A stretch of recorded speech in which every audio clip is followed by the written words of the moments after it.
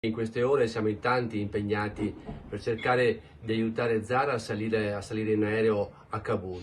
L'aeroporto di Kabul in queste ore è davvero il caos, preso d'assalto da migliaia di persone, ma grazie all'aiuto della Farnesina, del Ministero della Difesa, stiamo cercando di raggiungere Zara e per portarla a Venezia dalla sua famiglia. Il parlamentare veneziano Nicola Pellicani è tra coloro che si sono attivati in queste ore concitate per salvare Zara Ahmadi, la giovane imprenditrice afghana rimasta bloccata all'aeroporto di Kabul nel tentativo di ricongiungersi con tutta la sua famiglia che abita a Venezia. La storia di Zara è emblematica della storia di tante donne afghane impegnate nella difesa dei diritti civili, in particolare i diritti delle donne.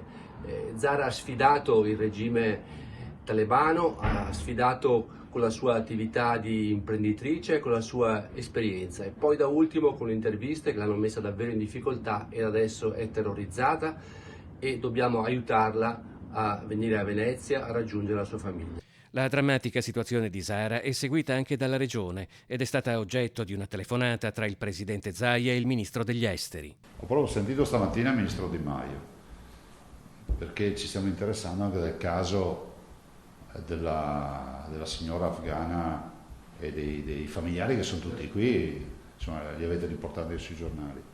Mi diceva stamattina che loro stanno facendo dei corridoi umanitari per, diciamo, ovviamente censendo le persone, facendo voli rispetto a questi casi, a casi di ricongiungimenti familiari o altro.